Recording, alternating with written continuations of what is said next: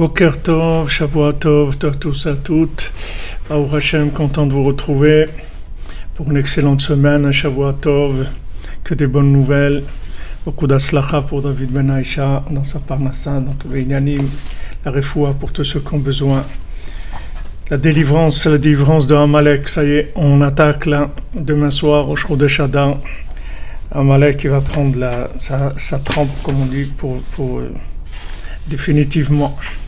Il va y avoir une telle simcha qu'il va complètement lâcher. Il va nous lâcher enfin.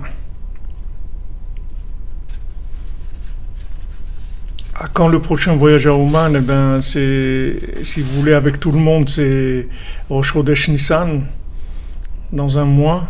Et si vous voulez tout seul, vous pouvez venir quand vous voulez. On est là, et pas de problème. Atzlacha pour Esther Bat Rachel.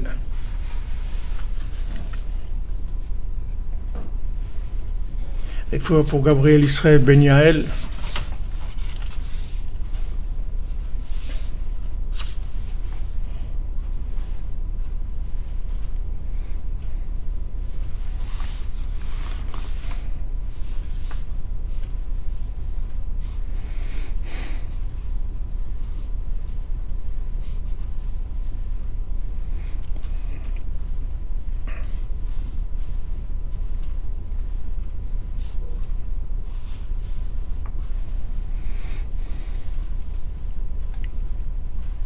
Inu Nishmat Serar Bat Sarah Doré.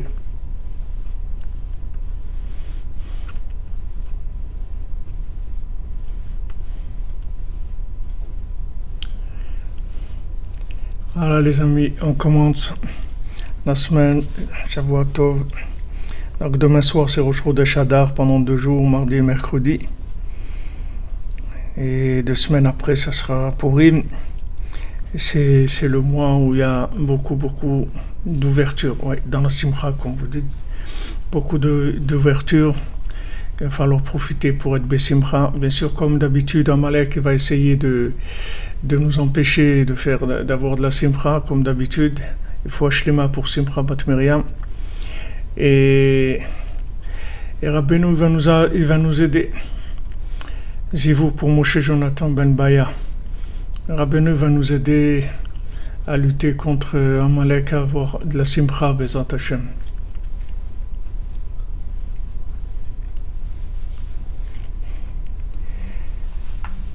Alors, dans notre Torah 54, on est page 59 pour ceux qui ont la brochure, qui suivent.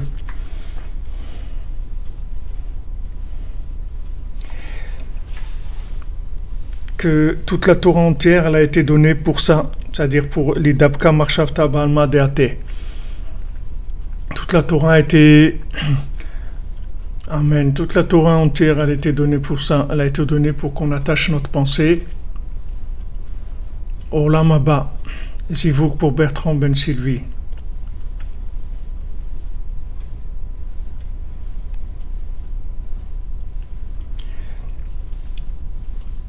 Ki karakdusha awak bishvilze. Parce que tout le principe de la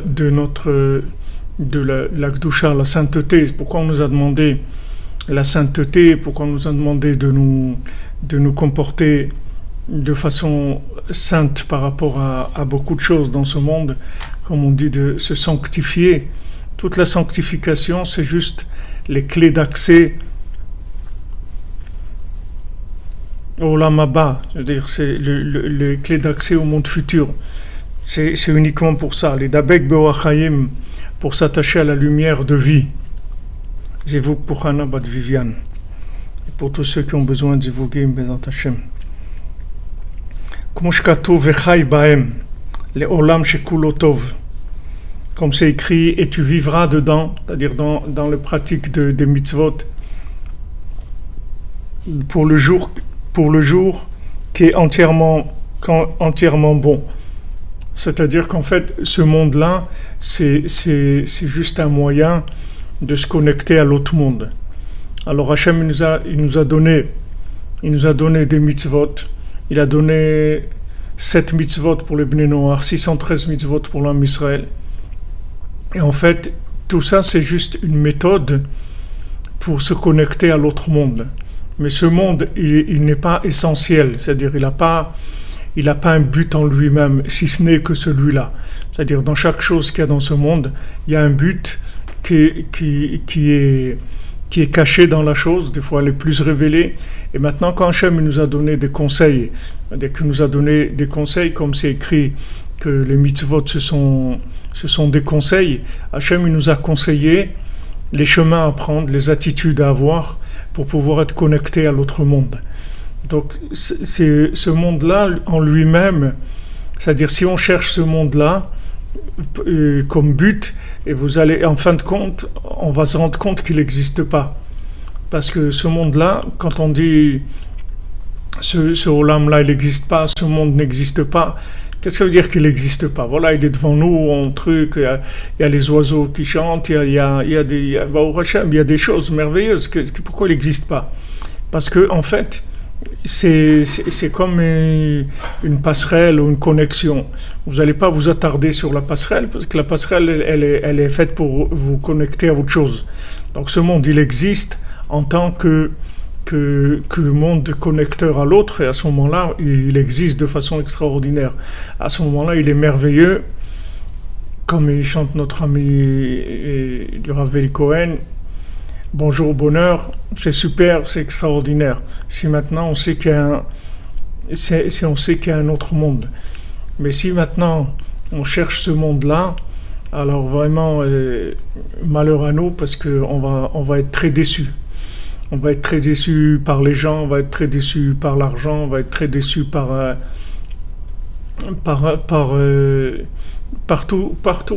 on va être déçus. On va être déçus de nous-mêmes, on va se voir vieillir, on va se voir d'avoir moins de force, d'avoir le corps qui marche un peu moins bien, toutes ces choses-là, ces soucis-là, c'est parce que on pense que on doit tout faire pour réussir dans ce monde. Et si maintenant on a dans notre pensée qu'on est là pour se connecter à un autre monde, alors c'est autre chose complètement. Shalom Bayit pour Eliezer ben Rivka et pour Julien ben Christian.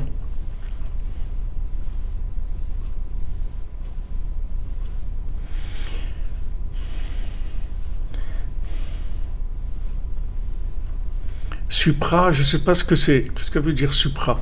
Vous me demandez ce que ça veut dire supra, je ne sais pas ce que ça veut dire. Supra, je ne sais pas, c'est un mot qui vient de super, je ne sais pas ce que ça veut dire. Supra en quoi? En hébreu, en quoi? Je ne sais pas.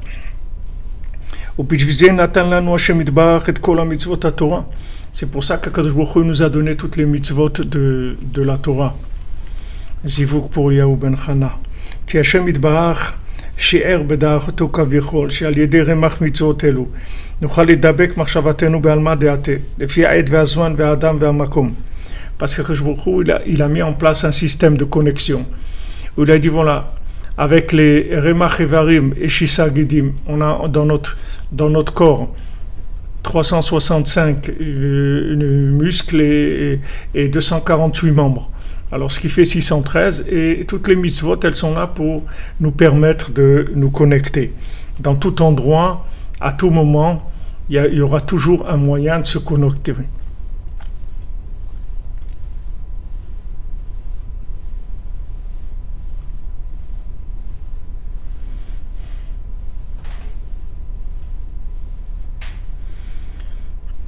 Et bien voilà, comme tu dis, notre ami Yehuda, de Corsica, notre ami Yehuda.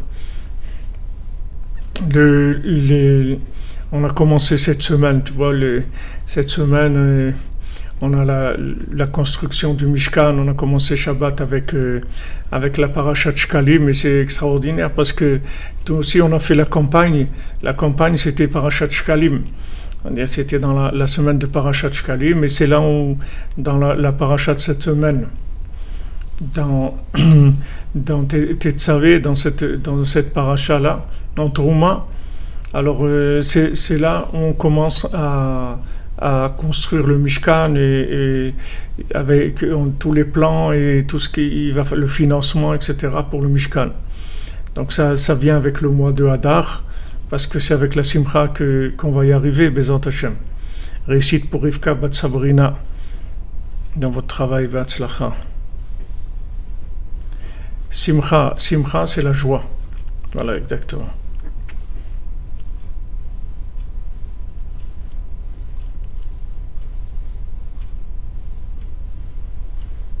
Voilà, vous avez dans Facebook Monsieur Ban qui vous a répondu à Simcha, à Supra. Ce que ça veut dire. Alors, s'il y a quelqu'un qui peut copier le message et lui envoyer. La paracha, elle est entièrement. Bon, toute notre vie, elle est drivée par la paracha. La paracha, elle drive notre vie. La paracha, c'est le programme de la semaine. Yom Rishon, c'est le Rishon, Yom Sheni, c'est le deuxième, la troisième montée, c'est le mardi, etc. C'est ça le but de la paracha. Ki bepesach anu midabkim marchavatenu be'alma deate al dichelat matzah. Par exemple, à Pessah, quand on va manger de la matzah, alors on s'attache à l'autre monde en mangeant de la matzah et en buvant les 4 verres de vin pendant le soir du Seder. À Sukkot, par la Souka et le Lulav. Et à Rosh Hashanah, par le chauffard, et en venant au Man. Et Yom Kippourim, par le jeûne de Yom Kippour. Et comme ça, à chaque fois qu'il y a quelque chose, c'est un moyen d'attacher sa pensée à l'autre monde. Comme ça, chaque jour, on attache notre pensée à l'autre monde par toutes les mitzvot qu'Hachem nous a données, Ksatzitzit, Tfilin et toutes les mitzvot de chaque jour. Et aussi selon la personne, par exemple les Kohanim, ils ont une façon de fonctionner, les Lévi'im, ils ont une façon, ils ont des mitzvot qui sont spécialement faites pour eux, pour les Kohanim et les Lévi'im. Et comme ça, tous les êtres humains, il y a des mitzvot pour les hommes, des mitzvot aussi que pour les femmes, il y a des choses qui sont particulières à chacun, ce sont tous des systèmes de connexion à l'autre monde. Et même tout le fonctionnement de notre corps, il a été étudié, il a été calculé pour fonctionner en connexion avec l'autre monde, puisque toute la vitalité du corps, elle vient de l'âme. Et le corps, il est divisé en 613 parties. Il est divisé en 613 parties, c'est-à-dire il y a 348 membres. Et Shissa, 365 muscles et nerfs. Et l'âme aussi, elle a cette forme-là. En fait, chaque partie de l'âme, elle alimente une partie du corps. Qu'est-ce que ça veut dire qu'elle alimente? C'est-à-dire qu'elle lui permet la connexion à l'infini. En étant justement dans ce monde. C'est-à-dire, en étant dans ce monde, on peut arriver à un degré de connexion à l'infini qui est beaucoup plus grand que ce qui se trouve dans l'autre monde. C'est-à-dire, il n'y a aucun ange qui peut arriver au degré de connexion, au degré de connaissance de l'infini, comme on peut arriver, nous, dans notre corps spécialement. Parce que notre corps, c'est un outil merveilleux qu'Hachem a créé justement pour nous permettre de façon très concrète et aussi facile de nous connecter à l'autre monde.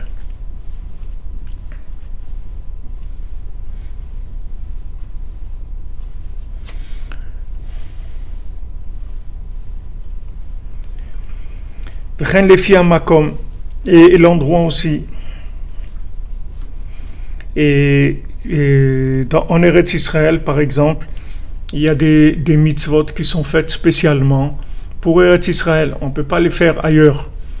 Par exemple, la Shemitah ou la Chala, comme elle est vue en Eretz Israël, ou les Masrot, comme elles sont faites en Eretz Israël. Il y a beaucoup de choses qui sont faites que par rapport à Eretz Israël.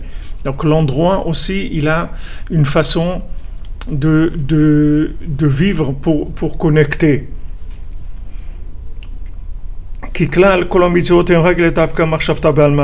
Parce que tout le sens des mitzvot, c'est uniquement pour se connecter à l'autre monde. Et maintenant, les 365 mitzvot qui sont des mitzvot de ne pas faire, des choses à ne pas faire, ça c'est pour préserver la mémoire, pour pas devenir amnésique, pour pas avoir l'Alzheimer. Et par le fait qu'on fait attention à ne pas avoir le mauvais œil qui est la mort du cœur. Et que, comme on a dit que la shonara il entelle la mort du cœur, que la vision négative du monde, la vision négative des autres, la vision négative de nous-mêmes, ça amène la mort du cœur. Chez Mprinat Klal Kolashisa Lotase, que toutes les 365 mitzvot de ne pas faire, quand la Torah elle dit de ne pas faire ça ou de ne pas faire ça, depuis de ne pas voler, de pas faire d'adultère, de pas faire de pas faire d'homosexualité, de pas manger du porc, tout ce que la Torah dit de pas faire, en fait c'est pour garder la mémoire, c'est pour pas devenir amnésique, c'est tout par rapport à l'autre monde. Que maintenant toutes les 365 mitzvot de ne pas faire, tout ce qu'Hachem nous a dit de ne pas faire, ça vient tout pour empêcher la mort du cœur. C'est-à-dire qu'il y a bien sûr des degrés aussi, il y a des choses qui tuent plus le cœur que l'autre. C'est-à-dire tout ce qui est lashon hara, vision négative, tout ce qui est problème d'alliance, ça tue le cœur plus que d'autres. Il y a des choses qui bouchent un peu le cœur, et il y a des choses qui bouchent le cœur terriblement. Et donc quand le cœur est bouché, il n'y a plus de possibilité de se connecter à l'autre monde, puisque la Wi-Fi elle marche plus, il n'y a plus d'ouverture, du comment on appelle ça, du réseau. Comme c'est écrit dans la Torah dans Bamidbar, quand on dit dans le schéma tous les jours, et ne vous laissez pas entraîner après votre cœur et après vos yeux. C'est-à-dire que ce monde-là, si vous voulez, c'est un monde où les yeux sont ouverts sur beaucoup de choses, et plus on regarde ce monde de façon avec un œil qui n'est pas un œil de connexion, mais un œil de profit, et plus on oublie. Et en fait, on a en haut, si vous voulez, des anges qui essayent de séparer Hachem de nous. C'est-à-dire, on a des anges qui nous accusent tout le temps, et ils essayent de séparer Hachem de nous. Ils essayent de faire en sorte que Hachem il nous regarde pas de près, ou il s'occupe pas de nous, ou ne donne pas tout ce qu'il pourrait nous donner, et ils essayent d'accuser tout le temps. Et dans ce monde, si vous voulez, le principal qui nous déconnecte d'Hachem, c'est en fait la avodah zara de l'argent. Il dit Rav Ben Nachman, Rabbi nous rapporte, c'est-à-dire le fait que maintenant quelqu'un pense que l'argent c'est ça qui va lui donner la vie, le bonheur, alors il rentre dans une déconnexion, parce que il est, si vous voulez, on voit ça dans le conte du Baal Tfila, dans le conte du maître de prière. Le Baal Tfila, quand il est arrivé chez les gens qui avaient décidé que leur vie c'était l'argent, d'avoir beaucoup d'argent, et chez eux les dieux c'était ceux qui avaient beaucoup d'argent, ils étaient considérés comme des dieux, et les gens qui n'avaient pas du tout d'argent, ils étaient considérés comme des animaux. Et quand le Baal Tfila il est arrivé dans ce pays-là, il est venu les avertir, parce que le Gibor, c'est-à-dire le guerrier, les a prévenus, il leur a dit voilà, ou vous soumettez à Hachem, ou je vais vous détruire, je vais détruire le pays. Alors qu'est-ce qu'il faisait le Baal Tfila?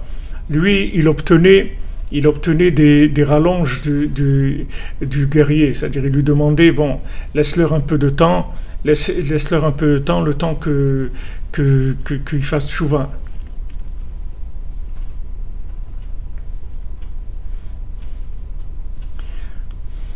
Il faut Hashlema pour Nathan Nissi Ben Rachel, disant notre cher ami. Le Baal Tfila, il gagne du temps, tout le temps, il essaye de gagner du temps. Et pendant ce temps-là, lui, qu'est-ce qu'il fait? Il va nous parler, il va essayer de nous connecter à l'autre monde. et il se déguise, il essaye de venir sous un angle, sous un autre, tout, pour essayer de nous détacher de l'idolâtrie de l'argent et de croire que l'argent c'est ça qui va nous donner la vie et qu'avec ça on va avoir tous les pouvoirs et qu'avec ça on va réussir, etc. Combien de gens ils ont cru qu'avec l'argent ils allaient réussir et quand ils ont eu l'argent ils ont commencé à être dépressifs parce que ils ont vu qu'en fait ils se sont trompés. Mais des fois ça vient tard parce que c'est pas tout le monde qui devient riche à l'âge de 20 ans ou 25 ans. Les gens en général ils investissent beaucoup dans leur vie avant d'arriver à combler ce qu'ils voulaient comme argent. Donc dans ce monde-là, il y a Avodah Zara de l'argent et ça fait monter les accusations. Et en haut, les anges, ils essayent tout le temps de dire à Hachem, mais regarde, tu vois bien qu'ils ne sont pas intéressés par ton message, ils ne sont pas intéressés par toi, ils ne t'aiment pas, eux, qu'est-ce qu'ils aiment? Ils aiment profiter du monde que toi, tu leur donnais un monde qui leur permet de se connecter à toi. Et eux, ils utilisent ce monde pour se connecter à leur plaisir à eux. Tu ne les intéresses pas du tout. Voilà, ils accusent sans arrêt, ils essayent de séparer. Et nous, on doit adoucir cette rigueur-là. Et le Baal Tfila, le tzaddik, comme dit Rabbi Nathan, que le Baal Tfila c'est Rabbeinu, le tzaddik, il est tout le temps en train d'adoucir la rigueur. Et il nous donne tous les conseils qu'il faut pour adoucir la rigueur. Les chatzot, itbodedut, tikkun haklali, uman, tout ça c'est pour adoucir la rigueur du monde. Comme Rabbeinu dit, quand vous parlez avec Hachem, alors Hachem il ne peut pas faire de décret dans le monde. Donc tant que vous verrez dans des décrets dans le monde, ça veut dire qu'il n'y a pas assez de doutes par rapport aux accusations qu'il y a. Donc il faut que tout le monde, déjà aujourd'hui, on a besoin de se mobiliser tous, de prier contre ce corona, là, virus là. Il faut qu'on prie tous les jours, demander à Hachem qu'il enlève ça du monde, que ces gens-là, c'est des gens qui savent rien du tout. Les gens qui sont atteints de ça, ils sont pas plus méchants que d'autres, et c'est des gens qui savent rien du tout, et que si on leur avait expliqué pourquoi ils sont venus dans le monde, ils seraient d'accord tout de suite de faire Avodat Hashem. Donc il faut essayer d'argumenter, comme dit Rabbi Nathan, que lui, s'il est quelqu'un dans l'histoire du Baal Tfila, alors il est le mélite. Il est celui qui vient être mamlitz, c'est-à-dire il peut défendre quelqu'un, comme il a dit, moi je peux défendre quelqu'un qui a transgressé 800 fois toute la Torah entière, je peux le défendre devant Hachem et trouver chez lui des points positifs. Donc Rabbi Nathan c'est le mélite, il nous aide à trouver les points positifs et on doit absolument prier et ajouter à notre prière des arguments. Ajouter des prières à des arguments, comme vous voyez Hachem, ce qu'il attendait de Noach pour pas qu'il déluge, ou qu'il attendait d'Avraham Avinu pour pas détruire Sdom.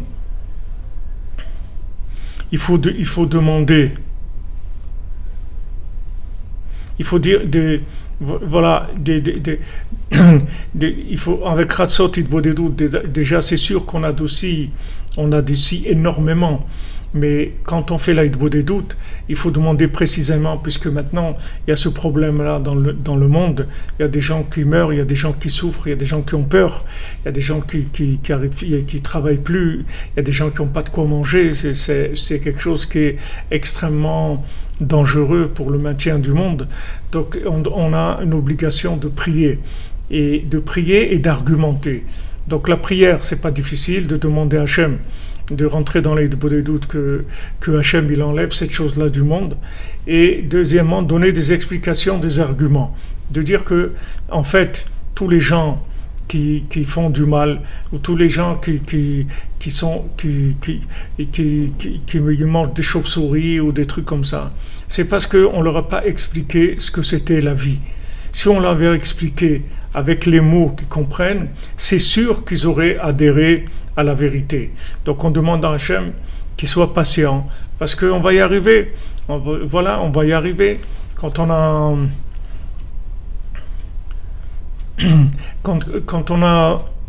commencé il y a 14 ans les cours sur Internet, quand on était 5 ou 6 à l'écoute, c'était extraordinaire. On avait pris un un abonnement dans un truc qui s'appelle Uvu et il donnait maximum 12 personnes connectées. Et des fois, on arrivait à être 9. Wow, c'était extraordinaire. Donc, vous voyez maintenant, aujourd'hui, les choses, elles ont changé. Donc, elles ont changé ici et elles changent pour tout le monde aussi.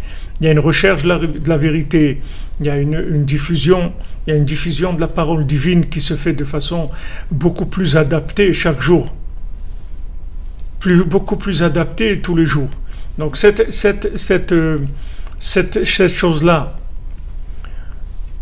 qui est maintenant la diffusion, elle se fait Baruch Hashem chaque jour de façon extraordinaire. Donc ça adoucit la rigueur. Ça adoucit la rigueur. Si les gens ils savaient que uniquement en parlant avec Hachem, ils peuvent adoucir toute la rigueur du monde et changer leur vie et la vie de toute l'humanité, alors les gens ils le feraient. Mais seulement les gens ils sont pas conscients. Les gens ils croient qu'ils sont ici et ils sont dans un monde qui est ce qu'il est. Voilà, chacun il a sa il a sa douleur, sa souffrance. C'est sûr que nous, qu'est-ce qu'on va juger des ignorants? Pourquoi?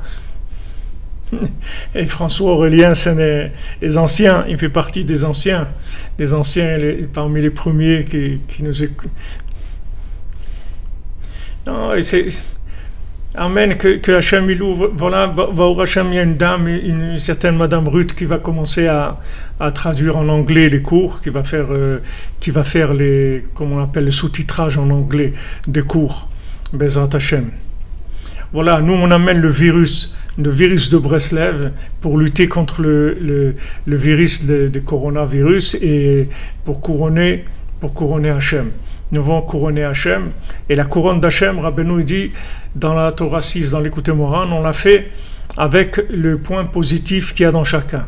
C'est-à-dire du moment où on a trouvé dans quelqu'un un point positif, ça c'est un diamant qu'on met sur la couronne d'Hachem. Comme Rabbeinu le rapporte à la fin de la Torah Vav, il dit quand on voit quelqu'un, il y a quelqu'un une fois qui a vu quelqu'un qui faisait une couronne. Il lui dit, pour qui tu fais cette couronne? Il a dit, je fais cette couronne pour Hachem. Il dit, alors chaque diamant que tu trouves, alors mets-le là-bas, qui est tous les diamants, parce qu'elle va être merveilleuse. Alors, en fait, ce corona-là, c'est parce qu'on ne trouve pas les points positifs. Parce que chaque point positif, ça couronne Hachem. Et si on couronne Hachem, ce corona, il va disparaître. Parce que ce corona, c'est des voleurs de couronne. C'est des gens qui ont pris le pouvoir et qui font semblant qui sont des maîtres et qui dirigent le monde, alors qu'ils sont rien du tout, et ils savent rien du tout, et ils ont rien compris, ni à la Torah, ni à ses secrets. Ils n'ont jamais compris ça. Ils savent rien du tout. Ils croient qu'ils savent. Et ils font de la manipulation imaginaire. Ils manipulent des gens qui sont perdus, qui sont en recherche d'affection, qui sont en recherche de vérité, qui sont en recherche de bonheur.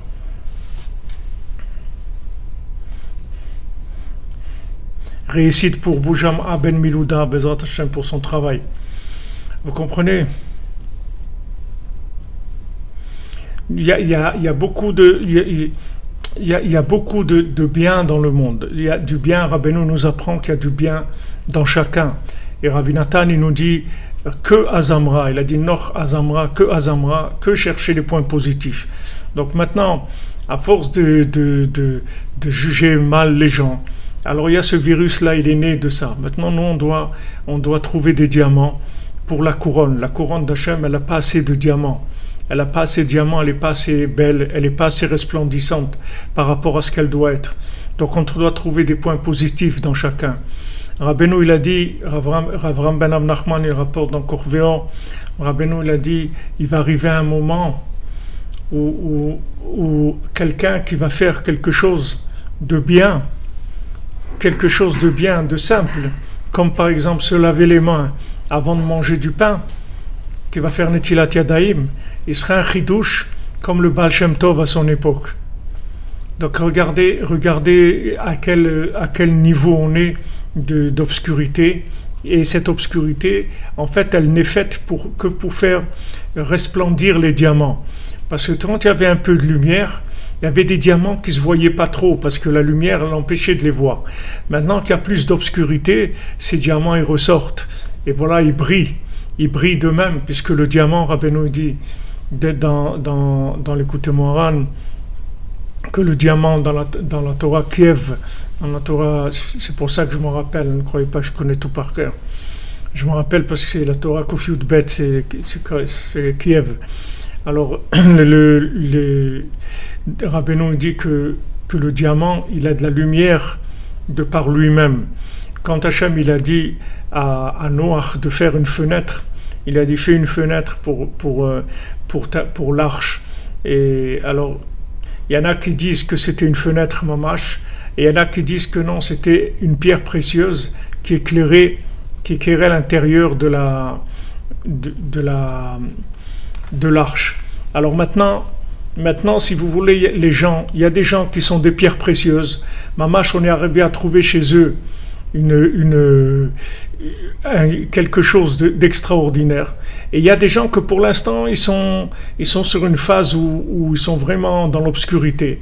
Alors ils peuvent obtenir la lumière en étant une fenêtre pour laisser passer la lumière des autres, laisser passer la lumière du tzaddik, laisser passer la lumière du bien qu'il y a chez les autres. Des fois, c'est comme ça. Des fois, quelqu'un il a la lumière, il a trouvé de par lui-même. Et des fois, il laisse passer la lumière des autres. C'est exactement la même chose. Ça va éclairer aussi, comme je vous ai dit la semaine dernière. Il y a celui qui n'arrive pas à rembourser. Alors, qu'est-ce qu'il va faire? Il va faire rembourser ceux qui doivent payer. Et comme ça sera considéré comme ça en remboursement. Donc, nous, ce qu'on doit faire, c'est corriger notre vision. Parce que notre vision, elle est tout le temps accusatrice et négative, de façon naturelle. Parce que les anges, ils rentrent dans notre cœur, ils essayent toujours de nous faire voir le mal et de juger les gens, de voir comment il est habillé celui-là, comment t'es truc, comment ça, comment il parle, comment il mange, comment il fait, sa maison dans quel état elle est, comment il se comporte, et ses gosses ils sont abandonnés, ils sont dehors et voilà, il fait rien pour gagner sa vie, il assume rien, il fait que tout ce qu'on peut avoir mais ça c'est pas nous, ça c'est les anges qui viennent en nous et qui essayent de nous utiliser. Parce que quand nous on juge mal, c'est beaucoup plus fort que quand les anges jugent mal. Parce que quand les gens ils jugent mal, Hachem ils peuvent leur clouer le bec. Comment? Il leur dit regardez, vous êtes jamais venus dans ce monde. Donc de quoi vous parlez? Vous savez qu'est-ce que c'est l'Yetzirah? Vous savez pas ce que c'est. Donc de quoi vous parlez? Vous êtes des êtres qui sont pas, qui a rien à voir avec l'être humain. Donc de quoi vous parlez? De quoi vous jugez l'être humain? On peut pas juger si on n'est pas en connaissance de cause, comme l'a dit Mademoiselle Frima. De quoi tu juges? De quoi tu juges? Qu'est-ce que tu juges? Qu'est-ce que tu juges? Tu connais rien du tout. Qu'est-ce que tu juges? Toi, tu es un ange, tu es en mode bloqué là. Tu as un mode, tu peux aller ni à droite, ni à gauche, ni en haut, ni en bas. Donc de quoi tu parles? Donc il leur cloue le bec. C'est pas facile, c'est pas difficile. Mais nous, quand Chas v'Shalom, nous, on parle, on juge quelqu'un. Alors là, c'est grave parce que eux, ils ont trouvé une combine. C'est-à-dire, comme ils voient que leurs paroles à eux, ils n'arrivent pas à obtenir chez Hachem la destruction de l'humanité, parce que c'est ça qu'ils veulent. Ils veulent la destruction de l'humanité, ces anges. Comme ils ont vu que leurs paroles, elles sont repoussées, parce qu'ils n'ont rien à voir dans le dossier, ils ne comprennent rien du tout. Donc, qu'est-ce qu'ils ont trouvé comme combine? De venir à nous pousser à juger mal les autres.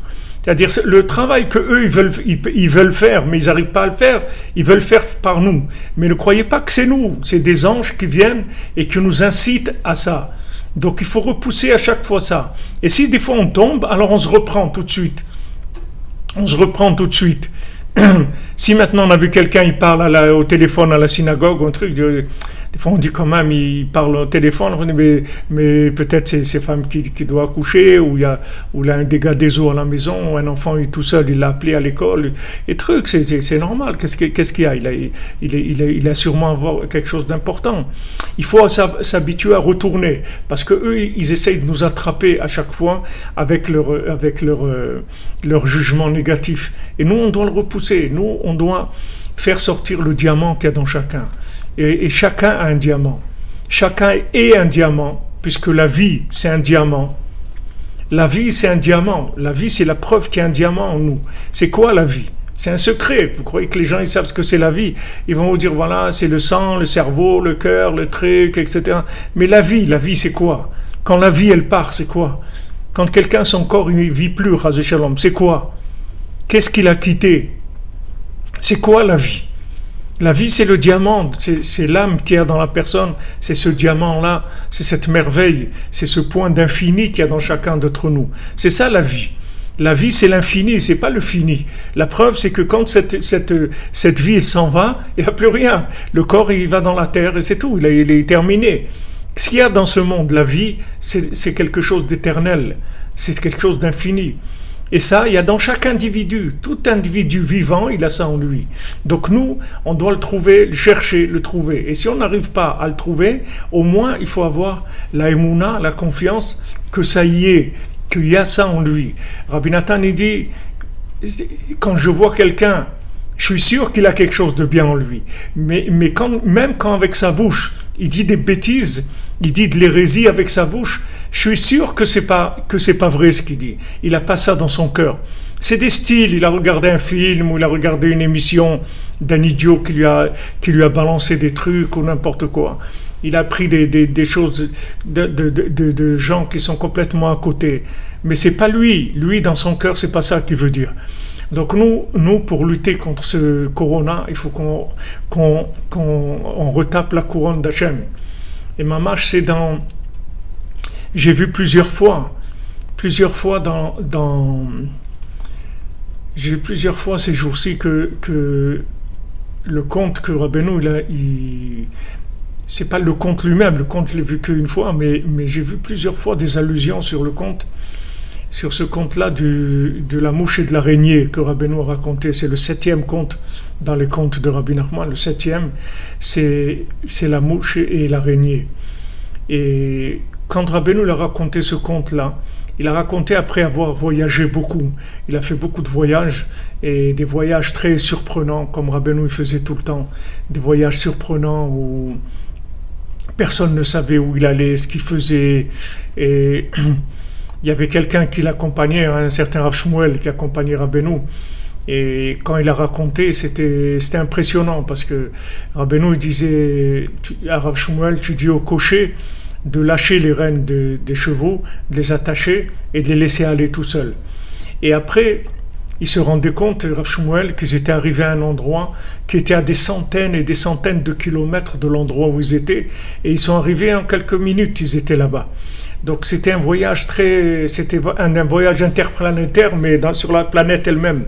C'est-à-dire Rabbeinu, il allait dans des endroits, il faisait beaucoup de tikkunim dans ces endroits-là. Il faisait des choses que personne ne saura jamais dans ce monde. Qu'est-ce qu'il a fait? Peut-être dans l'autre monde, on aura le mérite que Rabbeinu nous raconte. Qu'est-ce qu'il a fait? Bon, en tout cas, le conte, il a dit, avant de commencer le conte, il a dit comme ça. Il a dit, maintenant, je vais vous raconter mon voyage. Et il a raconté le conte de la mouche et de l'araignée. Et avant de raconter le conte, il a dit comme ça, dites que vous voulez comprendre ce que je vais vous raconter, et vous allez comprendre ce que je vais vous raconter. Alors nous, on veut comprendre ce que Rabbeinu veut nous dire, comme ça, Bezrat Hashem, on va comprendre. Alors là-bas, il a raconté la mouche et l'araignée, et ce roi-là, et dans l'histoire, il y avait un roi que c'était un bal, il a fait un bal pour fêter toutes les guerres qu'il a gagnées, etc. Et dans ce bal-là, à un moment, il s'est endormi et il a rêvé de milliers de gens qui venaient et qui prenaient sa couronne et qui la jetaient dans la boue. Il dit que là-bas, il y avait le portrait du roi, que avant l'habitude des gens, c'est qu'il y avait un grand portrait du roi. Et au-dessus de ce portrait, il y avait la couronne du roi qui était posée sur ce portrait. Et là, il a vu que les gens, ils prenaient la couronne et il l'a jetée dans la boue. Alors, le roi, il s'est mis à crier, et les gens, ils étaient autour de lui, mais ils n'osaient pas le réveiller. Pardon. Ils n'osaient pas le réveiller, parce qu'on ne peut pas réveiller le roi. Alors, il tapait des gens, il tapait des mains, il chantait, il faisait des trucs, mais le roi, il était en plein dans son rêve, et là-bas, il voyait cette vision-là de la mouche et de l'araignée, et l'araignée En yiddish, ça se dit spin, en yiddish, l'araignée. Et il y en a qui ont interprété, qui ont dit que en fait, Rabbeinu, quand il a dit cette Torah, il a lutté contre Spinoza, contre le philosophe, parce que cette philosophie, elle était extrêmement dangereuse, et c'était cette araignée-là qui voulait en fait attraper la mouche, et la mouche, il n'a pas dit ce que c'était, Rabbeinu, et il n'a pas dit non plus qu'est-ce qui s'était passé avec la mouche, mais l'araignée, elle essayait d'attraper la mouche par rapport à... Elles étaient toutes les deux dans un livre, et l'araignée, elle était sur la tranche du livre, et elle essayait d'aller vers la mouche pour l'attraper, et en fin de compte, il y a eu un vent qui est venu et qui a fait que la page est tombée sur l'araignée, elle a complètement écrasé l'araignée, mais Rabbeinu l'a dit ce qui s'est passé avec la mouche, je ne vous raconterai pas. Mais en tout cas, ce roi-là, c'est quand il a vu quelle page qu'il a protégée de tous ces gens-là qui sont venus le détruire, il a vu que, quand il s'est réveillé, il a vu que c'était la page où c'était écrit l'histoire, les Nimusim, c'est-à-dire la conduite du Ham Israël. Il a vu ça. Alors il a décidé de se convertir, de devenir juif.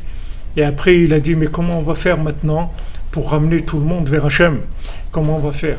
Alors, on lui a dit qu'il y avait un sage dans un pays là-bas, dans un endroit lointain, qui pouvait lui interpréter son rêve. Alors il a été voir ce sage, et ce sage lui a dit, il n'y a que Rosh Hashanah. Si tu viens chez moi à Rosh Hashanah, alors je vais t'interpréter ton rêve. Alors le roi, il a dit, puisque je suis là déjà, je vais attendre. Il a attendu Rosh Hashanah, et il lui a interprété son rêve.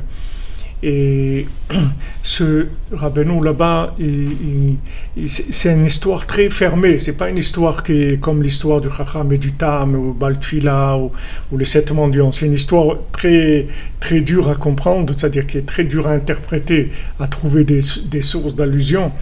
Mais comme je vois que de plusieurs endroits, c'est venu ces jours-ci, dans plusieurs textes, j'ai vu qui ramenaient ce conte-là. Et Shabbat, j'ai fait aussi ce conte-là. Je me dis maintenant que je parle avec vous, ça me vient à l'esprit, je ne m'étais pas rendu compte avant, que sûrement ça a un rapport avec cette couronne-là, puisque maintenant cette couronne du roi, il l'avait jetée dans la boue, il l'a jetée dans la boue. Alors maintenant, les gens il y a des philosophes qui jettent la couronne d'Hachem dans la boue, c'est-à-dire les philosophes, qu'est-ce que c'est? Les philosophes, c'est l'essence même de l'interprétation de ce monde hors connexion, puisque toute la philosophie, elle vient de l'arbre de la connaissance du bien et du mal. C'est la déconnexion de l'arbre de vie. L'arbre de vie, c'est la connexion de l'âme à l'autre monde. Et la philosophie, c'est l'arbre de la connaissance. C'est-à-dire uniquement vivre par la connaissance, c'est-à-dire vivre par l'interaction de la matière uniquement. Donc c'est sûr que c'est l'ennemi numéro 1 d'Hachem, c'est l'ennemi numéro 1 de la couronne d'Hachem, qui jette la couronne dans la boue. Et donc lui s'est mis à crier, à hurler quand il a vu ça. Et après, Baruch Hashem, ils ont repris sa couronne et ils l'ont nettoyé, ils l'ont lavé et tout, ils l'ont remise à sa place. Donc Rabbeinu nous dit, voilà, tu veux construire la couronne d'Hachem, alors regarde que le bien, habitue-toi à ne regarder que le bien. Chaque fois que tu regardes le mal, tu mets de la boue sur la couronne d'Hachem. Qu'est-ce que ça veut dire de voir le mal? Pourquoi Hachem il fait des choses mal? Hachem il a créé des choses mal. Hachem il a créé que des choses bien. Maintenant, quand ces choses bien, elles ne sont pas révélées, alors elles ne savent pas, ils sont perdus les gens. Qui est-ce qui leur montre le chemin? Qui c'est qui leur a dit qu'est-ce qu'ils sont venus faire sur terre? Ils ont un guide, ils ont trouvé un guide, ils n'ont pas trouvé. Ils n'ont pas trouvé de guide, ils ne savent pas. Ils savent pas. Alors qu'est-ce qu'ils font? Ils mangent des chauves-souris, des crapauds, des trucs, ils ne savent pas. Ils ne savent pas ce qu'ils sont venus faire ici. Mais si maintenant, quelqu'un vient et leur parle leur langage, d'après leur sensibilité, qui parle à leur âme, c'est sûr qu'ils vont dire oui. Il n'y a aucune raison. Il n'y a aucune raison. Il n'y a aucune raison. Et Dafka, c'est chez eux qu'il faut parler de Rabbeinu, chez eux qu'il faut... Parce que si eux, ils accrochent au message de Rabbeinu, ça va faire du monde, ça va faire beaucoup de monde. Et plus les gens sont éloignés, Et plus la couronne d'Hachem, elle se met à briller, comme on voit de Yitro. C'est-à-dire que quand maintenant Yitro s'est rapproché, alors ça a fait énormément monter l'honneur d'Hachem. C'est-à-dire plus on rapproche des éloignés, et plus la couronne d'Hachem, elle se met à briller. Parce qu'il dit, voilà, regardez celui-là, où il était, eh bien regardez, eh bien, il est venu chez moi. Donc comment il va faire taire les anges avec ça? Avec ça, il fait taire des millions d'anges, avec un seul qui revient. Un seul qui est dans son café à Paris, qui fait ce beau des doutes, il fait taire des millions de gens. Il dit, tu vois, il est au café à Paris, mon petit Aurélien, il regarde ce qu'il fait. Il fait de beau des doutes, il parle avec moi. Tu vois ça? Alors avec ça, il fait taire des millions d'anges. Et avec un autre qui est là-bas, et un autre qui est au Mexique, et un autre qui est là-bas, et un autre qui est en Israël, et partout. Il dit, regarde, au lieu de parler de la politique toute la journée, de celui-là et de l'autre, regarde qu'est-ce qu'il fait. Il va au cotel, il fait de beau des doutes. Ça fait taire des millions d'anges. Et plus on est loin, et plus on a une possibilité de donner un honneur à Hachem extraordinaire. Donc il ne faut pas, nous-mêmes, il ne faut pas commencer à se plaindre du mal qu'on a, il faut être joyeux du bien qu'on a. Parce que tout ce mal-là, en fait, c'est lui qui donne la puissance au bien. Justement, Rabbi Nathan dit à son fils, justement, si tu te considères comme l'être le plus éloigné de la terre, alors combien c'est extraordinaire ce que tu fais de bien, l'aïdbo des doutes que tu fais, les mitzvot que tu fais, quelle valeur elles ont, combien tu dois sauter de joie toute la journée. Justement parce que tu te considères comme l'homme le plus loin de la terre. Si tu te considères comme ça, c'est pas vrai, mais si toi tu te considères comme ça, alors voilà, je te donne la façon de voir. Parce que si tu te considères comme l'être le plus éloigné de la terre et tu es triste, ça veut dire que tu as un problème. C'est-à-dire que tu ne vois pas les choses comme il faut les voir. Tu dois voir les choses. C'est de l'orgueil, c'est pas la Avodat Hashem. La Avodat Hashem, c'est que maintenant, si justement tu te considères très loin, alors ça veut dire qu'il y a une valeur énorme au bien, parce qu'il y a une valeur de l'offre et de la demande. C'est-à-dire que puisque maintenant tu dis que tu fais tellement de mal, donc chaque chose que de bien en toi a une valeur énorme. Donc en fait ça fait remonter l'honneur d'Hachem encore plus, puisque Hachem, tout son honneur, il monte beaucoup plus quand les gens ils sont éloignés. Donc plus les gens sont éloignés, plus on les connecte avec Hachem, et plus on enlève la boue qui est sur la couronne d'Hachem, qui est faite par tous les philosophes et tous les chercheurs en logique, tous les chercheurs en pensée humaine, qui veulent se contenter de la pensée pour donner la vie, qui veulent donner la vie aux gens par la compréhension, par la philosophie, par la connaissance, alors que la vie, elle vient pas du tout de la connaissance. La connaissance, elle n'a jamais donné la vie. La connaissance, elle donne la mort, elle donne pas la vie. Alors eux, c'est des développeurs de mort, et nous, on doit développer la vie. Maintenant, on a la capacité, toutes, de juger le monde positivement. Tous. Il n'y a personne qui peut dire, moi, je ne peux pas faire ça. Il faut s'habituer, il faut s'éduquer à ça. Il faut faire de la rééducation. Parce que ça aussi, les philosophes, ils nous ont habitués à juger négativement, soi-disant, avoir l'esprit critique, avoir l'esprit de critique, soi-disant. Et créer toujours des trucs, voyez, des matchs de football où celui-là il gagne l'autre, et l'autre il gagne celui-là, et l'autre il est plus fort que celui-là. Tout ça pour toujours entraîner que les gens ils parlent du mal, ils aient un mauvais œil sur celui-là, en disant ouais, lui il a gagné parce qu'il a triché, lui il a fait des trucs. Il a fait le Tour de France, mais on a vu qu'il prenait du doping. L'autre, il a fait ça. L'autre, il a volé ça. Et ils nous habituent tout le temps, les médias, ils envoient tout le temps des jugements négatifs. Tout le temps. Ils éduquent tout le temps les gens à du jugement négatif. Et il faut lutter contre ça. Il faut se rééduquer. Mais c'est une maladie. Les gens, ils sont malades de ça. Ils sont malades. Combien il faut prier Hachem pour se débarrasser de ça? Ça s'appelle Ketz Kol Basar. Rabbeinu dit la fin de toute chair. Quand Hachem il a amené le déluge, il a dit la fin de toute chair est venue devant moi. Et elle a dit ça peut plus continuer comme ça. Les gens, ils sont trop mauvais. Les gens, ils font trop de mal. Alors, je vais amener le déluge. Alors, il a dit à Noach, voilà. Mais qu'est-ce qu'il attendait que Noach, il leur dit, mais pourquoi dire ça à des gens?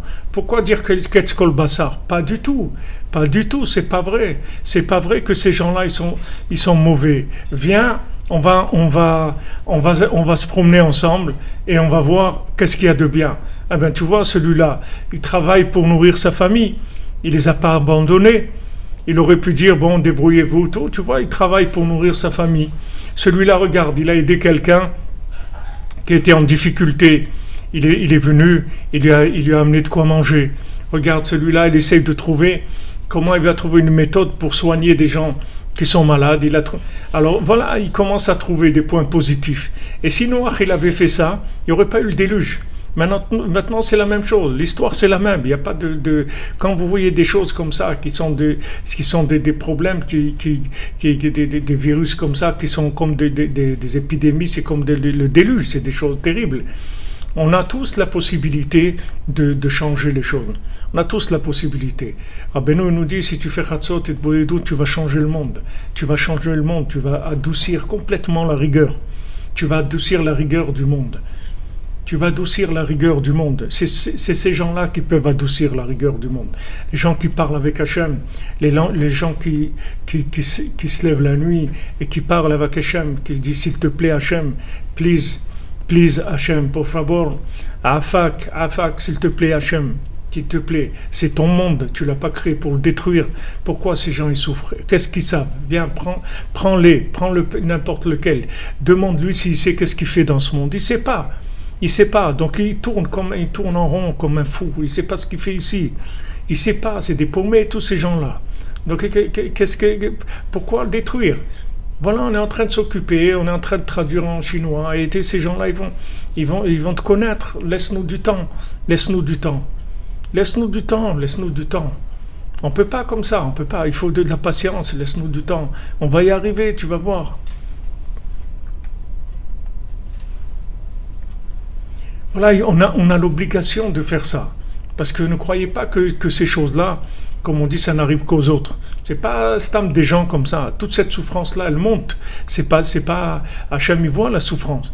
Et quand il voit des gens qui ont la conscience et qui font rien, c'est très embêtant. Il faut pas croire que le monde c'est n'importe quoi. Ceux qui ont la conscience, ils ont la conscience pour aider les inconscients. Ils sont pas là pour qu'est-ce qu'ils vont faire avec leur conscience? Ils vont développer des multinationales à eux. Et la conscience, elle est faite pour conscientiser les inconscients. C'est pour ça qu'on a de la conscience. Donc si maintenant chacun il peut diffuser là où il peut diffuser. Si quelqu'un parle chinois, il peut envoyer des petits messages, des petites traductions voilà, peut-être le conte de l'araignée, de la mouche et de l'araignée, on ne sait pas. Voilà, c'est peut-être eux, ils mangent des mouches, des araignées, je ne sais pas ce qu'ils mangent là-bas, mais c'est difficile.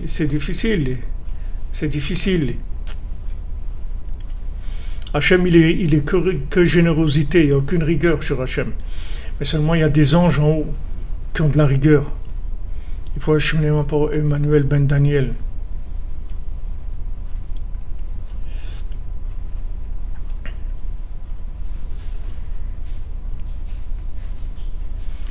Comprenez, on a besoin d'intervenir pour adoucir la rigueur.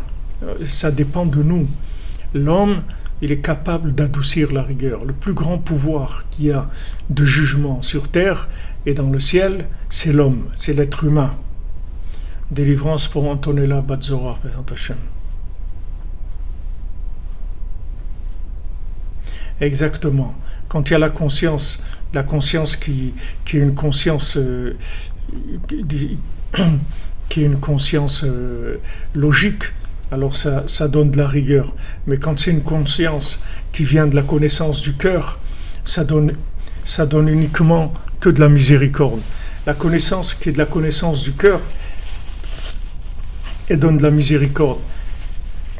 Mais la connaissance de la tête, la connaissance de la logique, la conscience qui vient de la connaissance de la logique, elle donne de la rigueur. Elle accuse ceux qui ne l'ont pas.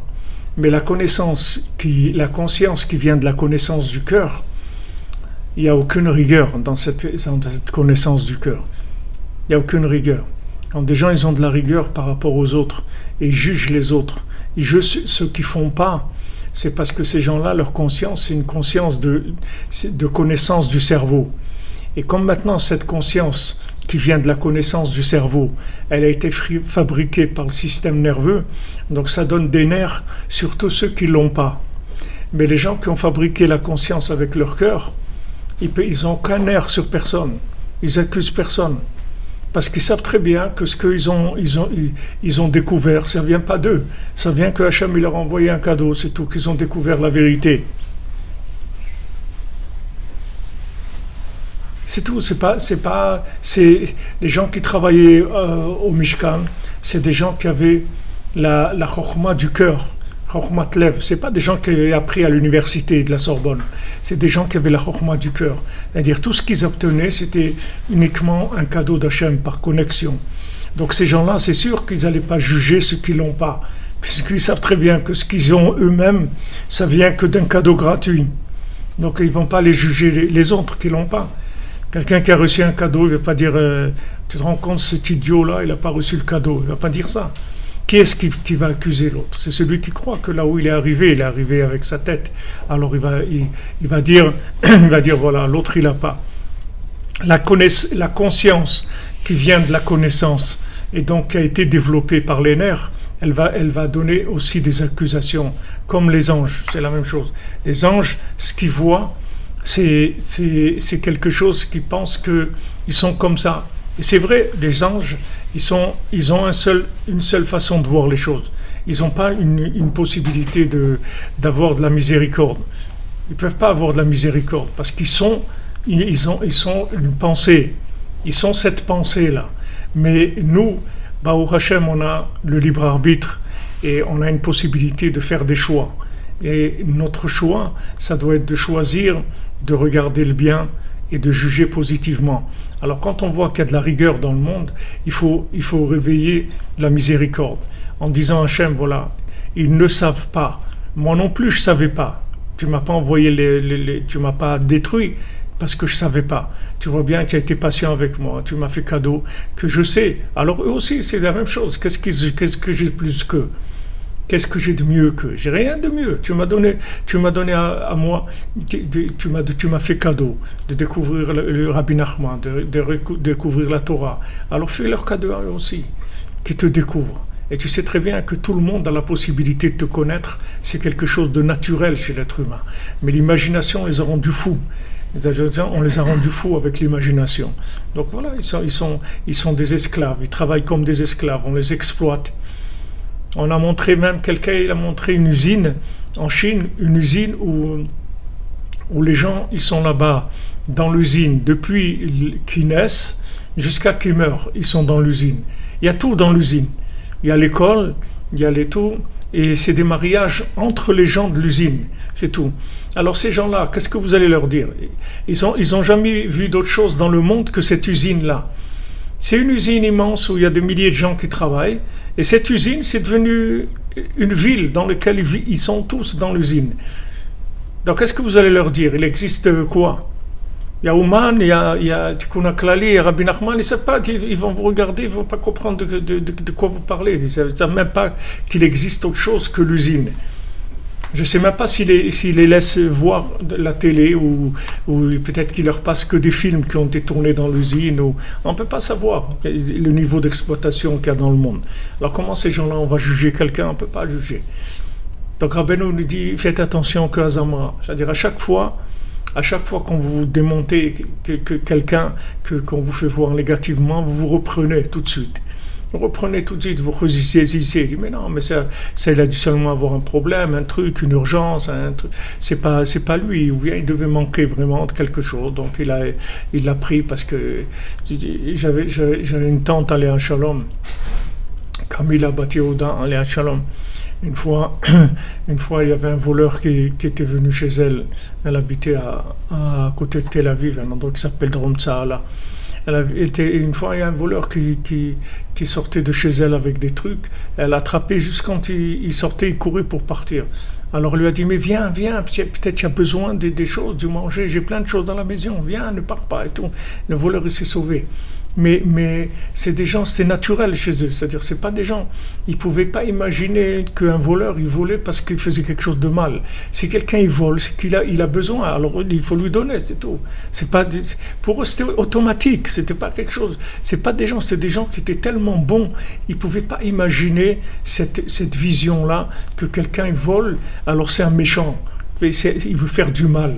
Il ne pouvait pas imaginer ça. Il disait, quelqu'un il vole, c'est uniquement parce qu'il a besoin, c'est tout. Qu'est-ce qu'il va bien pouvoir voler dans une maison? Et alors qu'est-ce qu'il va voler? De la vaisselle, des habits, des bijoux pour les revendre. Il a besoin. Donc elle lui court derrière pour lui dire viens, viens, j'ai des choses à te donner, viens, je peux te donner beaucoup de choses. Voilà des gens qui voyaient la vie normalement, si vous voulez. Et maintenant, avec les médias et toutes ces choses, ils ont mis en nous, soi-disant, une connaissance d'une vérité qui n'est pas de la vérité du tout, de critiquer tout celui qui a pas et qui a pas fait les choses comme ils ont dit qu'il fallait les faire.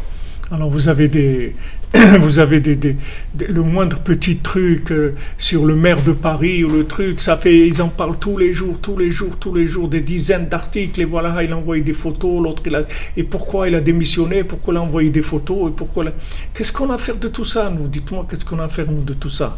Au lieu d'essayer de nous parler, de nous dire, les amis, on peut changer le monde, allez-y, venez, on s'y met, et on commence à faire du bien, etc., et commence à remplir les articles des mêmes bêtises, les mêmes personnes, vous voyez, des jours, on parle de la même chose, quelqu'un a démissionné de la mairie de Paris parce qu'il a envoyé des photos de quelqu'un, et l'autre, qu'est-ce que vous voulez qu'on fasse avec ça? Qu'est-ce qui va changer? Le maire de Paris, qu'il soit comme ça, ou que ce soit lui, ou que ce soit ma belle-mère, ou que ce soit, qu'est-ce que ça va changer?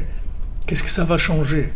Ça va changer quelque chose. Il y a un maire qui a fait faire tchouva aux gens. Il y a un maire qui a ramené les gens vers Hachem. Alors c'est tout la même salade. Qu'est-ce qu'on a besoin de parler de ça? Mais le tout, c'est de rentrer le vice du jugement d'autrui, d'aller chercher, il a fait ça, donc l'autre il lui a dit ça, et l'autre il a été accusé parce qu'il a dit ça, il a envoyé les messages à l'autre qui a fait ça, et rentrer dans la tête à chaque fois de mal juger, tout le temps. Alors maintenant, quand vous voulez venir avec ce que Rabbeinu nous dit, de voir que le bien, c'est révolutionnaire, donc ça amène, ça change tout. Et au début, c'est très difficile parce que ça devient c'est une autre façon de vivre. Mais une fois que vous habituez, d'abord vous allez vous sentir très bien, et vous avez habitué à faire ça avec vous aussi, de pas tout le temps regarder le mal et vous juger tout le temps négativement. De regarder, comme Rabbeinu dit, quand tu fais de des doutes, tu peux raconter à Hachem les problèmes et lui demander pardon. Mais c'est tout, toute la journée, il faut être Bessimcha. Donc maintenant, il va venir Bezrat Hachem, le Rosh Chodesh Adar, et avec la Simcha, on va éliminer Amalek complètement, on va éliminer toutes les maladies, tous les manques, toute la souffrance du monde, elle va disparaître, Bezrat Hachem. Be'atzlacha, les amis, une bonne journée, que des bonnes nouvelles. Et la refoua pour tous ceux qui ont besoin. Je suis en train de remanier la liste là de tous les gens qui ont demandé des prières, Bezrat Hashem. Il y a Meira, Leava, Batia, Batar, Ariane, Esther, Sarah, Elisa, Batorora, Bat Maria, Raquel, Badjanine, Adassa, tous les gens que j'ai, Bezrat Hashem, va refaire la liste. Vous voulez que je reste encore un petit peu?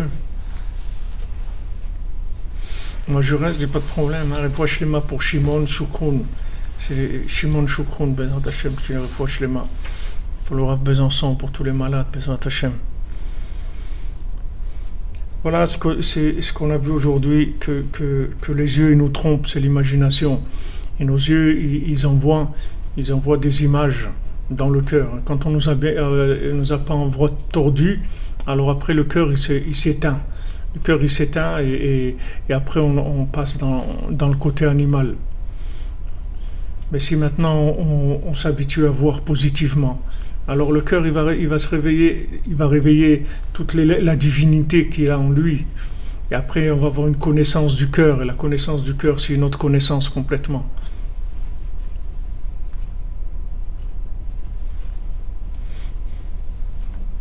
C'est gentil, merci à vous. Moi aussi, je suis très heureux d'être avec vous. Nathan Ben Chana.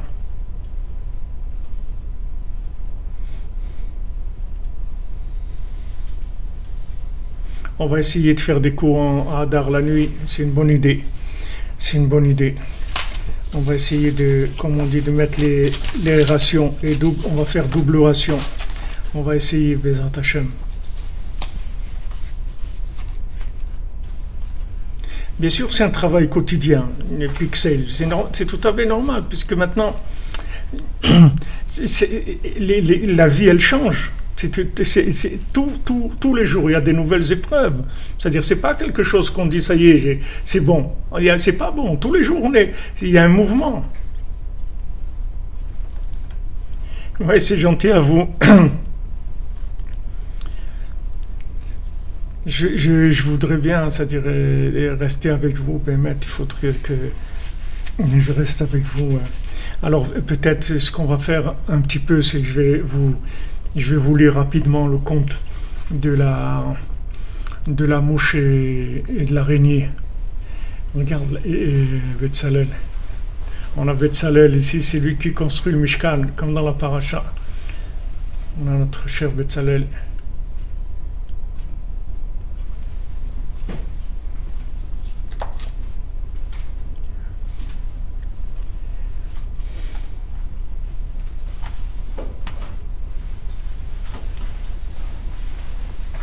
Merci.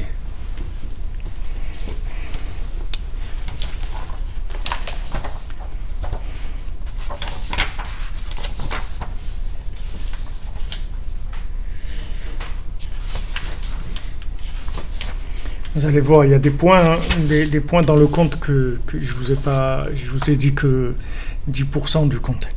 Alors, Maaseh Zayin, c'est le 7e compte, Zvuv ve'akvish, de la mouche et de l'araignée. Ana ve'amar. Rabbeinu, il a dit, Asaper lachem kol hanesia sheli she'haya li. Je vais vous raconter tout le voyage que j'ai fait. Maaseh bemelech echad, l'histoire d'un roi qui avait des guerres contre lui, très, très lourdes, très dures, et il a gagné toutes les guerres, et il a eu beaucoup de prisonniers.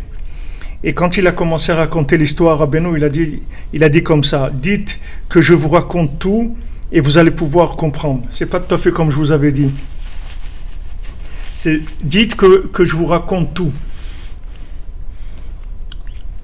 Dites que je vous raconte tout, et vous allez pouvoir comprendre. Donc on demande à Rabbeinu qu'il nous raconte tout. Vaya amelech oseh souda gdola. Et le roi, il a fait un grand repas qu'on appelle Bal. Bechol Shana, chaque année, Beoto Hayom Shekavash HaMilchama, pour fêter le jour où il avait gagné la guerre. Vayu Sham ala Bal, Kol Asarim Lucha Vekol Asarim. Et dans ce bal-là, il y avait tous les dirigeants du pays, tous les ministres, comme chez les rois. Vayu Osim Sham Inyane Tzrok, il faisait là-bas des choses amusantes qu'on appelle des comédies. Vayu Mesochakim Vetsochakim Bekol Haumot. Et là-bas, ils se moquaient de toutes les nations. Vayu Osim Umeakmim Bederech Tzrok. Et là-bas, il faisait des mimiques comme ça. Et il se moquait des comportements de chaque nation. Minastam, et sûrement d'Israël aussi, il se moquait. Et le roi, il a demandé qu'on lui amène un livre, que dans ce livre, il était écrit tous les comportements de chaque pays, toutes leurs habitudes, leur façon d'être. Et chaque endroit qu'il ouvrait dans le livre, il voyait qu'il y avait écrit comment se comportait une nation. Comme faisaient les gens qui mimaient, faisaient de la mimique, et il voyait que ces gens-là connaissaient eux-mêmes ce livre, parce qu'ils faisaient exactement comme le comportement de chaque nation, et se moquaient de chaque nation. Et quand le roi il était en train de regarder le livre, il a vu qu'il y avait une araignée qui s'appelle Shpin, qui rampait sur le côté du livre, sur le côté le côté tranchant de la feuille. Et de l'autre côté, il y avait une mouche. Et qu'est-ce qu'elle fait en général? Qu'est-ce qu'elle voulait sûrement, l'araignée? Aller vers la mouche pour l'attraper. Alors, pendant que l'araignée rampait pour aller vers la mouche, il y a un vent qui est venu et qui a levé la page du livre. Et l'araignée, elle ne pouvait plus aller vers la mouche. Elle est revenue en arrière. Et elle a fait de façon, avec ruse, comme si elle revenait en arrière et qu'elle ne voulait pas aller vers la mouche. Et la page est revenue à sa place. Et ensuite, l'araignée, elle a recommencé encore à aller vers la mouche. Et à ce moment-là, la page encore s'est levée, ne l'a pas laissé aller. Et comme ça, c'était plusieurs fois. Après, l'araignée, elle a commencé encore à aller vers la mouche et elle rampait pour y aller jusqu'à qu'elle elle est arrivée déjà à mettre un pied sur la page. Et à ce moment-là, la page s'est levée et elle était déjà un petit peu sur la page, l'araignée. À ce moment-là, la page s'est posée complètement jusqu'à que l'araignée, elle était en dessous dans le vide entre une page et une autre et elle rampait et elle est tombée vers le bas jusqu'il n'est plus rien resté d'elle. Et la mouche ne vous raconterai pas ce qui s'est passé avec elle. Et le roi, il voyait tout ça et il s'étonnait. Il a compris que ça, c'était pas n'importe quoi et qu'on est en train de lui montrer du ciel quelque chose. Et tous les ministres, ils étaient autour et ils voyaient comment le roi, il regardait cette situation-là et ils ont compris qu'il y avait quelque chose. Et il a commencé à penser à ça. Pourquoi il voyait cette chose-là? Et il s'est endormi sur le livre et il a rêvé qu'il avait entre ses mains une pierre précieuse qu'on appelle doumit. Donc doumit, c'est la pierre rouge, c'est l'émeraude, je crois. Ve'aya mistakel bo, il observait cette pierre. Et de cette pierre-là, il sortait une quantité incroyable de gens. Et tout de suite, il a lâché la pierre, donc de l'émeraude, d'où il sortait cette quantité incroyable de gens. Et l'habitude chez les rois, c'est que derrière eux, il y a leur portrait, et sur leur portrait, il y a leur couronne. Et ces gens-là, qui sortaient de l'émeraude, ils ont pris le portrait du roi, et ils ont coupé sa tête, et après, ils ont pris la couronne, et ils l'ont mise dans la boue. Tout ça, il rêvait quand il était endormi. Et les gens, tous ces gens, ils couraient derrière le roi pour le tuer. Et il y a une page qui s'est levée de ce livre-là en question, sur lequel il était endormi, et qui l'a protégé, et personne ne pouvait lui faire du mal. Et ils sont partis, ils l'ont laissé, et après la page elle est revenue à sa place. Et après encore ils sont revenus courir pour le tuer, et la page s'est levée encore pour le sauver, et comme ça plusieurs fois. Et ils désiraient beaucoup voir cette page-là, qui le protégeait, de quel comportement, de quel pays elle parlait, de quel peuple elle parlait. Et il avait peur de regarder, et il a commencé à crier « Chaval, Chaval, dommage, dommage !» Et tout le monde a entendu ce qui était autour de lui. Ils ont voulu le réveiller, mais comme c'est pas un nimous, un comportement qui est de réveiller le roi. Alors il tapait des mains autour de lui, il n'entendait pas. Et à ce moment-là, il y a une grande montagne qui est venue et qui lui a demandé « Ma tatsoe kolkar, pourquoi tu cries tellement ? Moi, ça fait très longtemps que je dors, personne ne m'a réveillé. Il n'y a rien au monde qui m'a réveillé. Et toi, tu m'as réveillé ?» Alors, il lui a dit « Quoi, tu veux pas que je crie ? Qui viennent pour me tuer, je vais pas crier. Heureusement qu'il y a cette page-là qui me protège. » La montagne lui a dit « Si cette page-là te protège, alors tu n'as pas besoin tu as peur de quoi que ce soit. Parce que moi aussi, j'ai beaucoup d'ennemis, et cette page-là me protège. Viens, je vais te montrer. » Et la montagne, elle a montré au roi qu'autour de la montagne, il y avait des milliers et des milliers d'ennemis qui faisaient des repas et qui étaient joyeux et qui prenaient des instruments de musique et qui dansaient. Et qu'est-ce que c'était leur joie? C'était de voir que quel groupe qui va pouvoir monter sur la montagne et à ce moment-là arriver à faire un repas et chanter. Et chaque groupe qui avait parmi eux, il essayait de monter sur la montagne pour la conquérir. Et il a dit que maintenant, la montagne, elle a dit, cette page-là qui te protège à toi, c'est la même qui me protège à moi. Et en haut de la montagne, il y avait un petit écriteau qu'on appelle tablitse, une tablette. Et là-bas, sur cette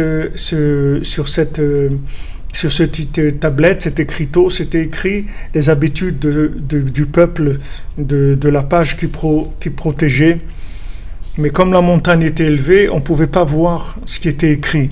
Uniquement en bas, il y avait une petite table, pas une petite table, une tablissée, c'est-à-dire un petit panneau, un petit écriteau. Il y avait écrit là-bas que celui qui a toutes les dents,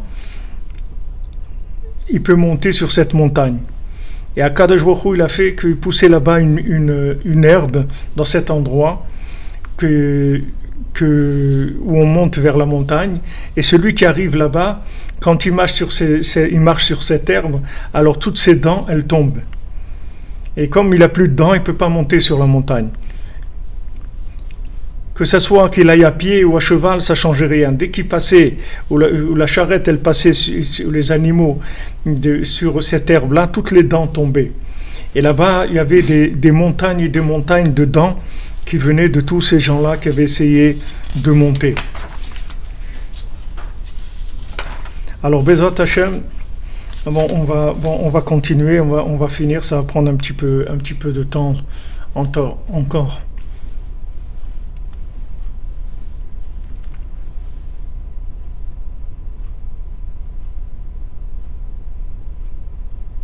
Bezrat Hashem, on finit le conte Bezrat Hashem.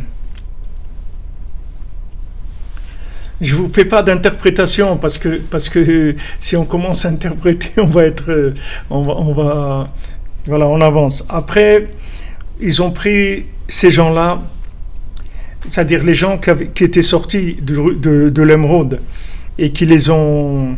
Est-ce que c'est bien un émeraude, le rouge, ou c'est un rubis, c'est quoi? Rubis. Alors c'est rubis, hein, c'est les rubis à l'émeraude, c'est vert. Merci Arthur Maiev. Alors c'est ce que je voulais vous dire, c'était rubis. Il faut me corriger quand je me trompe, hein, n'ayez pas honte, on n'est pas ici, on est une famille ici, on n'est pas je suis pas payé par l'université de Ottawa. Quand je me trompe, il faut le dire, il faut me le dire. Saphir aussi, c'est rouge. Alors voilà, ici en hébreu, c'est doumit. Doumit, c'est une pierre, c'est une pierre précieuse. Mais comme dans le mot doumit, il y a le mot rouge, Adam, alors c'est rubis. Voilà, rubis sur l'ongle. Alors maintenant, ceux qui sortaient du rubis, c'est tous ces gens-là, toute cette multitude de gens, ils sont revenus et ensemble, ils ont remis le portrait du roi comme au début, Kivarishona, comme au début. Vetaketer la kruveratsoto, ils ont pris la couronne, ils l'ont lavé et ils ont remis les choses à leur place et le roi s'est réveillé. Et tout de suite, il a regardé sur la plage qu'il a protégée, de quel pays c'était, et il a vu que c'était écrit là, c'était la page des habitudes du Ham Israël. Et il a commencé à regarder cette page-là avec un chemin de vérité, c'est-à-dire avec un œil de vérité. Ve'evina emet la'amito, et il a compris le emet la'amito, la vraie vérité. Ve'yeshev atzmo, il s'est dit, sheu atzmo bevadai Israël, que lui c'est sûr qu'il va devenir juif. Rakma osim le'achzir le mutav kulam, comment on fait pour amener tout le monde vers le bien et les amener vers la vérité. Et il s'est dit qu'il va chercher un sage qui va lui interpréter le rêve comme il faut. Et il a pris 2 personnes, il a voyagé dans le monde, pas comme un roi, comme un homme simple, et il voyageait d'une ville à l'autre, d'un pays à l'autre, et il demandait où est-ce qu'il y a un sage qui sait interpréter les rêves. Et on lui a fait savoir que dans tel endroit, il se trouve un sage. Il a été là-bas, il est arrivé chez le sage, il lui a raconté la vérité, comme quoi il était un roi, et qu'il a fait beaucoup de guerres, qu'il a gagné, et toute l'histoire qu'il y a eu, et il lui a dit, raconte si tu peux m'interpréter le rêve. Alors il lui a dit, regarde, moi-même, je ne peux pas t'interpréter le rêve, mais il y a un moment que ce jour-là, dans le mois, ce jour-là, dans tel mois, et je prends tous les parfums du Kétoret et j'en fais un, un mélange et j'embaume la personne avec ce parfum. Et cet homme-là, il pense ce qu'il veut savoir et ce qu'il veut voir. Et à ce moment-là, il va savoir. Alors le roi, il s'est dit, puisque je suis déjà maintenant là et que j'ai passé tellement de temps, je vais attendre ce jour-là et ce mois-là. Et je vais faire je vais attendre que le sage me fasse ce qu'il a dit. Et alors le roi, il a embaumé avec le sage, il a embaumé le roi avec ce Kétoret. Il a commencé à voir même ce qui se faisait passer avec lui avant qu'il naisse. Quand son âme, elle était encore dans le Olam Ha'elyon, dans le monde supérieur. Et il a vu qu'on commençait à amener son âme par tous les univers en haut, tous les mondes, et qu'on demandait, celui qui a quelque chose à dire contre cette âme, il a qu'à le dire, il a qu'à venir. Et il n'y a personne qui avait rien à dire contre cette âme-là. Et il y a quelqu'un qui est venu en courant et qui a crié, Maître du monde, écoute ma prière. Si celui-là vient dans le monde, qu'est-ce que je vais pouvoir faire? Pourquoi tu m'as crié? Et ça, c'était le Satan, le Samer même. C'était lui-même qui criait, il est venu crier. Et ils lui ont répondu, cette Neshama, elle doit venir dans le monde, c'est sûr. Et toi, trouve-toi une combine, un conseil, débrouille-toi. Et il est parti. Et ils ont pris cette âme et ils l'ont fait descendre par tous les univers. Et ils l'ont emmenée devant le Beddin Shelma, là, devant le tribunal d'en haut, pour la faire jurer qu'elle va descendre dans ce monde. Et cet homme-là, il n'était pas encore venu. C'est-à-dire le Satan, il n'était pas revenu. Et il l'a envoyé chercher. Il est venu, il a amené avec lui un vieux qui était plié comme les vieux et qui le connaissait déjà. C'est-à-dire le Satan, il connaissait ce vieux-là qui était plié. Et il a rigolé, il a dit, c'est bon, j'ai trouvé un conseil, comment faire, vous pouvez la laisser descendre dans le monde. Et ils ont laissé cette âme descendre dans le monde. Et il a vu tout ce qui s'est passé avec lui, depuis le début jusqu'à la fin, et comment il est devenu roi, et toutes les guerres qu'il a fait. Et il a pris des prisonniers, et parmi les prisonniers, il y avait une femme très belle, qui avait toute la beauté du monde. Donc uniquement que cette beauté, elle n'était pas d'elle-même, qu'elle avait sur elle un rubis, et que de ces rubis-là, s'il lui donnait toute cette grâce-là. Et sur cette montagne-là, les gens qui peuvent monter, c'est que des gens qui sont des sages ou des riches, et plus que ça, il n'a pas dit. Et il y a encore beaucoup de choses à dire.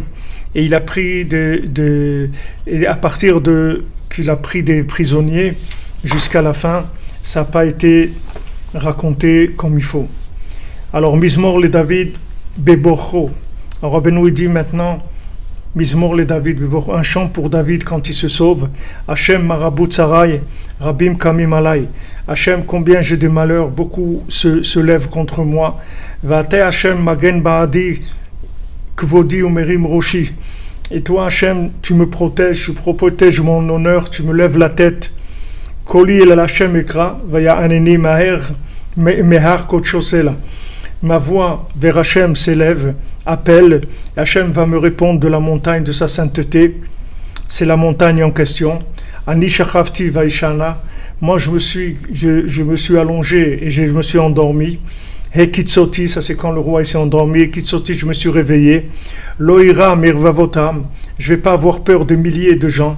Ki hikita et koloiva ilechi, parce que tu as frappé tous mes ennemis dans leur joue. Shine reshaim shibarta, les dents des méchants tu as cassé. Ki hayu noflim lahem ashinaim, parce que les dents ils leur tombaient. Quand ils voulaient monter vers la montagne, Al-Amecha Bechatecha, c'est là sur ton peuple ta bénédiction, Hachem. Amod vid boen niflaotelu. Maintenant, lève-toi et réfléchis sur ces merveilles-là. Si tu as une âme, ta viande et ta viande, tu vas mordre avec tes dents et ton âme, tu vas mettre dans tes mains. Tu vas te mettre debout et trembler et les cheveux de ta tête vont se dresser et tu vas revenir et tu vas t'étonner de ces paroles-là qui se tiennent, c'est ces paroles-là qui se tiennent dans les plus grandes hauteurs du monde. Voilà, ça, c'est le conte. Maintenant, il y a beaucoup de choses à dire, mais on va pas rentrer dans ça. Bezrat Hashem, on suit les rezmazim d'Hachem, les allusions, et c'est sûr que maintenant, ce conte-là, ça va agir. Alors, une bonne semaine, une bonne journée, et priez tous pour qu'Hachem il enlève cette rigueur-là du monde, et qu'il voit le bien qu'il y a chez chacun, et qu'il remette sa couronne à sa place, et tout ce qu'on a vu ici d'extraordinaire. Et voilà, on se retrouve demain, Bezrat Hashem, et priez aussi qu'on puisse planifier un deuxième cours dans la nuit pendant Hadar. Alvaï, Bezrat Hashem. Bezrat Hashem. Merci les amis, merci d'être là, merci de nous soutenir. Merci, Baour Hashem. Il y a encore des gens qui envoient, j'ai vu dans la campagne, il y a quelqu'un d'Afrique qui a envoyé, c'est pour le Mishkan, voilà, on est en train de construire à notre niveau, on fait ce qu'on peut pour faire avancer les choses avec Rabbi Nachman, Bezrat Hashem. Be'atzlacha les amis.